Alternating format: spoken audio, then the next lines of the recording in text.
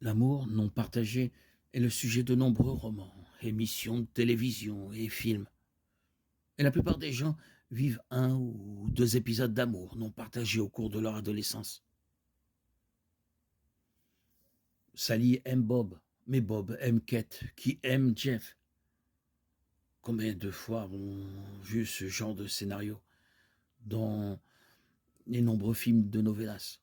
L'amour non partagé peut commencer par des béguins d'enfants dans les années d'école primaire.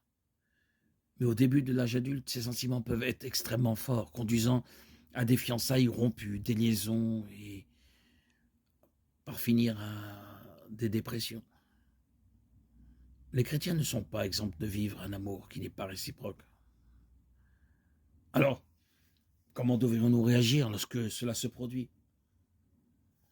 Tout d'abord, nous devons comprendre que l'amour non partagé est une perte. Nous devons accepter le fait que lorsque nous aimons quelqu'un qui ne nous aime pas en retour, nous sommes en deuil. Le deuil est une émotion puissante, mais il fait partie intégrante de la guérison d'un cœur blessé. Certaines pertes provoquent une douleur personnelle immense, amplifiée par le fait que nous ne nous sentons pas à l'aise d'en parler. Ceux qui pleurent la mort d'un être cher sont généralement entourés et soutenus par des amis et une famille compréhensifs. Ils peuvent parler ouvertement de leur perte et trouver compassion et empathie. Mais lorsque notre perte est privée, comme une fausse couche, un échec moral ou un amour non partagé, nous sommes souvent seuls dans notre deuil.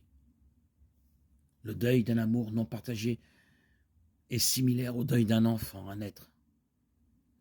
Nous sommes tristes à cause de ce qui aurait pu être. Nous sommes obligés d'abandonner un beau rêve qui ne deviendra jamais réalité. Nous pleurons les sentiments de rejet et d'indignité qu'accompagnent l'amour non partagé. Il faut du temps pour guérir un cœur brisé, tout comme il faut du temps pour guérir une blessure physique. Mais nous pouvons finalement être en paix avec le fait que les choses ne seront jamais comme nous le voulions.